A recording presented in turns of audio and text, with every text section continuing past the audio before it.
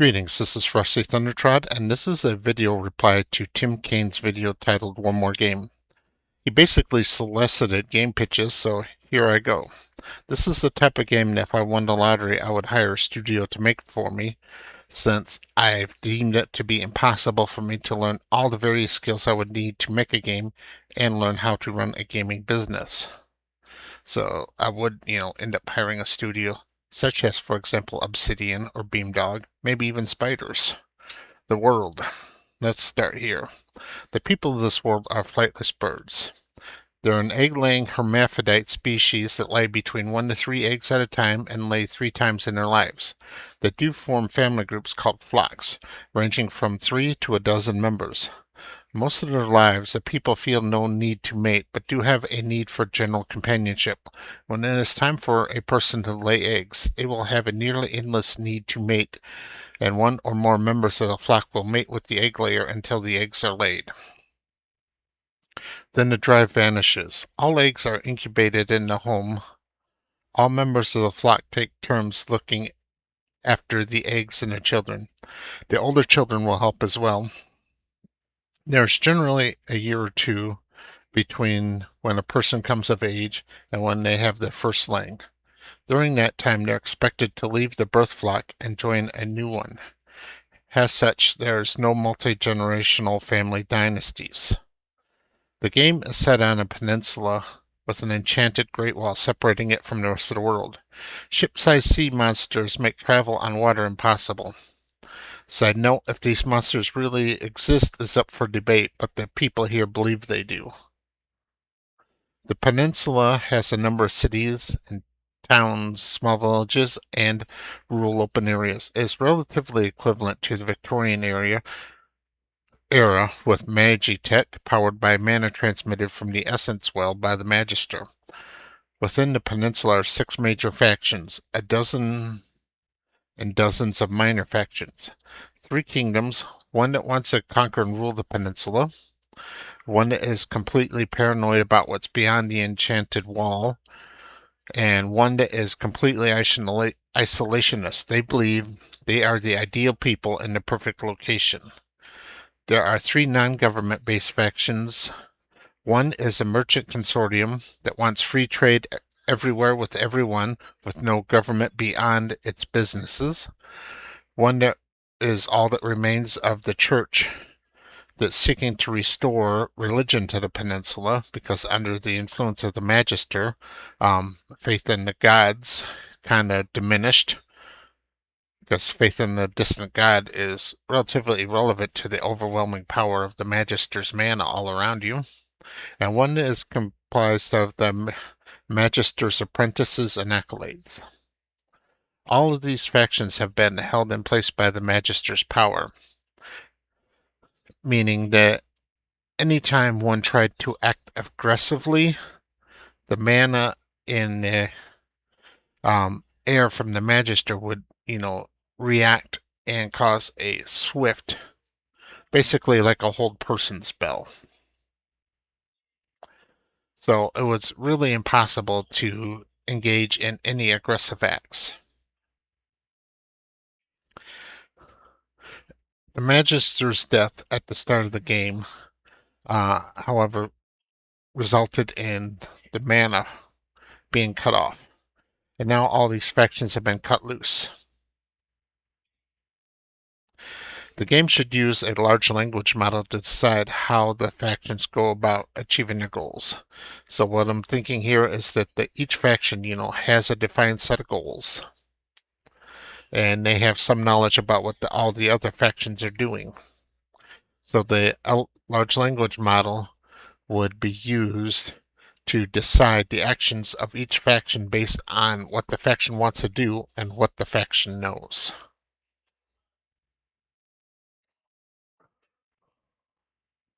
I'm not talking about any sort of AI art or AI music or AI voice acting. I just want the AI to control the large factions. The smaller factions, however, should be scripted and handcrafted with much greater attention to detail, since they're what the player will be interacting with far more than the more remote and abstract of the large factions. At the start of the game, it is your coming of age day. You're a single hatch from the 7th of 15 hatches. Most but not all of your flock is present for the celebration.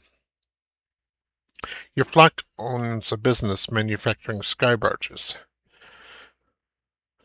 Your flock tends to celebrate big occasions by flying over a rival flock's home in the luxury sky barge and relieving themselves over the side. Your character in school got A's and B's. In athletics, he got onto the sports teams but was not the star. While hovering over the manor home of the rival flock, the Magister died, cutting off the supply of mana, causing the sky barge to fall from the sky, crashing into the manor house. You survived the crash, but survived massive head wound, destroying much of your brain, leaving you in a comatose state. The rival flock sued the survivors of your flock, claiming that if they weren't being targeted with such a malicious prank by your flock, they would not have lost their home and 3 eggs. The court ruled in their favor, as well as all over the peninsula. Your flock's business was being sued by flocks whose sky barges had crashed, claiming that your flock should have had safety measure in place for the loss of mana. So it was your coming of age day, planned for you but not by you, and your younger siblings who survived were also absolved of guilt. A small trust was set aside for you and their care, with an eccentric doctor was appointed as custodian of the trust, since without mana, no one knew how to move the wreck of your sky barge, nor undertake large construction projects like rebuilding manor houses. Basically, the Magister had been in place and transmitting mana for so long, everybody had forgotten how to live without those free transmitted mana. So part of the game will be figuring out, how to do things, without transmitted mana.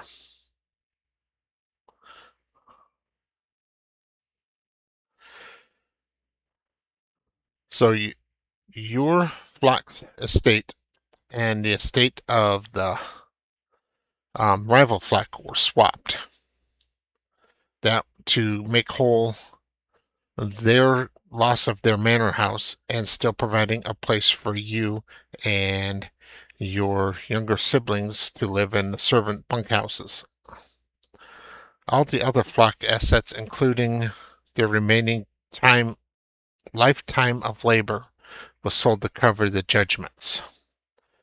The eccentric doctor started funneling the trust fund into their research on regeneration, using you as a test subject since you were alive and could not object. Eventually this succeeded, and this is where the tutorial starts. The regeneration process regenerated your brain, but not the information inside of it. So you have to learn how to talk, walk, feed yourself in the course of the tutorial. At the end of the tutorial, the doctor steals the last of the trust fund money and runs away to sell his discovery, leaving you with just the ability to walk and talk, a random number of younger siblings, and a pile of lumber. The player bonuses resulting from the regeneration treatment, your skill cap is set to the maximum, and you can learn faster than normal people, and you will regenerate any injury that does not kill you outright over the course of a day. Now that you're placed in the world, and major factions are moving towards a resolution of the crisis caused by the Magister's death. And one will come with or without your input in about 5 years. The player, however, can take part in the crisis or just ignore it. Gameplay-wise, now that we have the world, the game system is based on skills. You gain skills by doing. As an example, if you swing a sword and miss, you get 1 sword XP. If If you swing a sword and critically miss, you get 8 XP. If you swing a sword and hit, you get 5 XP. If you swing a sword and critically hit, you get 10 XP. To start learning a skill, you have to be trained on it at first. Once you learn how to read, you can get skills from reading books, but you can also just watch an NPC for some time to get the skill unlocked. Skills range from 1 unlocked to 100 mastered. Going above 25 skills starts to drain your max skill XP pool. As a reference, 25 cooking skill would let you read and follow a recipe to make pancakes. At 50 skill, you won't need the recipe anymore and you'll be the best pancakes you have ever eaten. At 100 skill, you can use the same ingredients to make something that is so good that calling it a pancake is an insult to it. Every 10 skill levels, the character level is boosted, levels up, and your stats are boosted based on what skills you used. Every 3 levels, you get to decide something about your character. This is basically a perk system, and it can be how you decide what your moral view is. The skill pool for characters other than the player character is your intelligence times 10, except for the player, whose intelligence for the point of skill calculations is always 100. Once you have developed a moral compass, because here at the start of the game you have none, you have no idea who you are, you have no idea who you were. You've got some younger siblings there with you that knew who you were, but they don't know who you will be.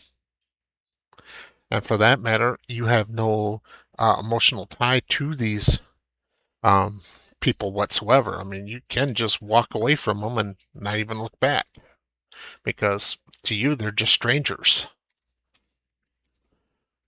And as you begin to develop a morality system, which is based on 3 things that, choose either by, your actions and quests or by choosing level ups. It's what do you hate, what do you respect, and what are you afraid of? Those 3 things will decide what your morality is.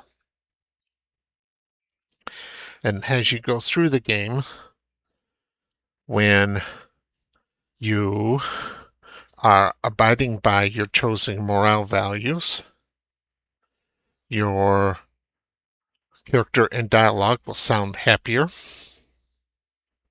and skill rolls will be weighted in their advantage. If you're not following the moral compass that you've chosen for yourself,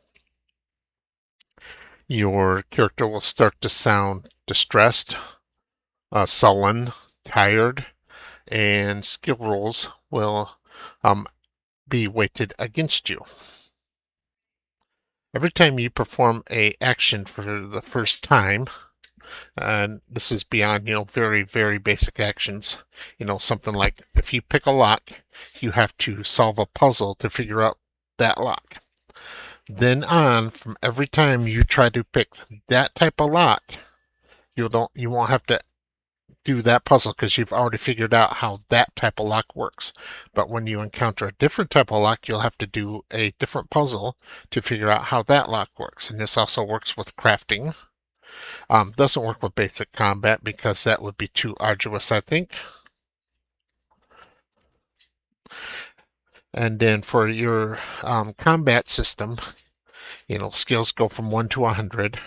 Stats go from 1 to 100. And to make things work, how this is going to set up is every combat skill has 1 or more governing attributes. So to determine the roll, it will be the average of the governing attributes times the skill level plus D100. All attack rolls are actively counter-rolled against with defense. Now, in this equation, defense has an innate advantage against physical attacks, being that when you roll to stop to stop an attack, you get to roll block/parry this is one skill from level 1 to level 50. It is block. From level 50 to level 100, it is parry. Then you get to roll dodge. And then finally, you get to roll armor. So your attack has to beat 3 levels of defenses in order to get through. Except magic. Magic has its own set of rules, which you have to roll your magic against their magic defense. Now, how this works is when you roll a -5 to a +5, this is considered a tie. So at a tie roll, if you're living up to your moral compass, the player wins the roll. If at a tie roll, the player is not living up to their moral compass, the player loses. From 5 to 20 is considered a success. From -5 to -20 is considered a failure. And then rolls over 20 are critical, either critical success or critical failure. So that's my pitch. Thank you very much for watching.